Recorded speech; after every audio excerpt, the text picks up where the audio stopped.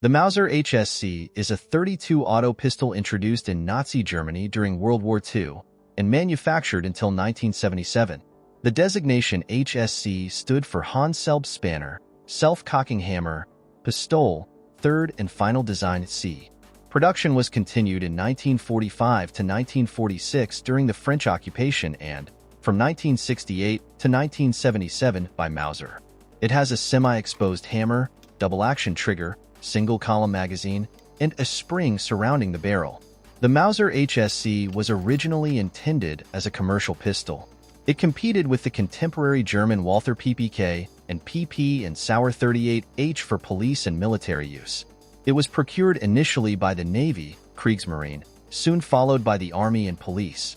HSc pistols used by the Luftwaffe or Waffen-SS were procured from Army and police stocks. The model HSc Super, HSc 80, or SAB 2001 Super, was a variant made by Renato Gamba in Gardone, Italy, under license from Mauser.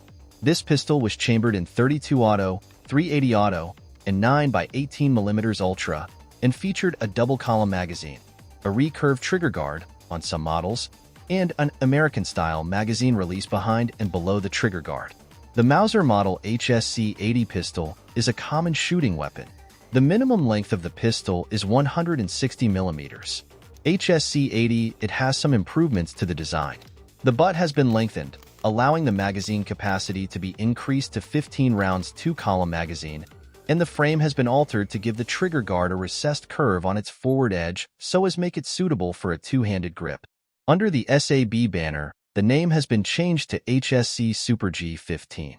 It retains the double-action feature of the original HSc, is a simple blowback, and in 9mm police caliber would appear to be a sound pistol for use by police or security forces or for home defense. The firearm can be equipped with an interchangeable barrel chamber to use the .380 auto mm caliber cartridge. Imported by Firearms Alexandria.